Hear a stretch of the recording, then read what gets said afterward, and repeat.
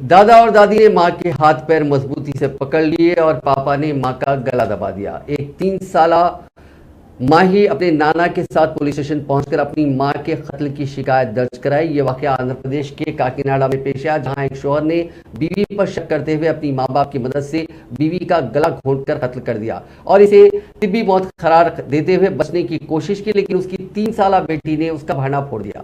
تفصیلات کے مطابق اڑیسہ کے امرکوٹ سمیتی گاؤں کے مانک گھوشکا کی شادی 7 سال قبل کارگاؤں کی لیپکا منڈل سے ہوئی تھی۔ شادی کے بعد وہ دونوں روزگار کے لیے آندھرا پردیش کے کاکیناڈا منتقل ہو گئے۔ ان کے ہاں ماہی کی پیدائش 3 سال قبل ہوئی تھی۔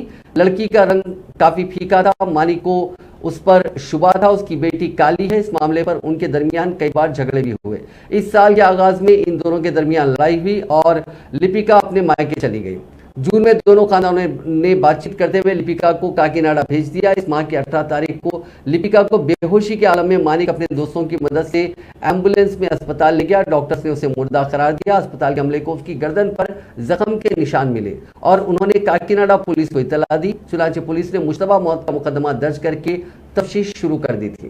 پوسٹ مارٹم کرایا گیا اور آخری رسومات مکمل ہو گئی۔ لیپکا کے والدین بھی کاکیناڈا پہنچ گئے اور بیٹی کی آخری رسومات میں شرکت کے بعد نواسی کو اپنے ساتھ گاؤں لے گئے۔ اس موقع پر 3 سال کی ماہی نے اس کی ماں کی موت کا راز اپنے نانا کے سامنے کھول دیا، جس پر اس کے نانا اسے پولیس اسٹیشن لے گئے، جہاں لڑکی نے تمام تفصیلات بیان کی، جس پر پولیس نے شوہر مانک کے خلاف مقدمہ درج کر لیا۔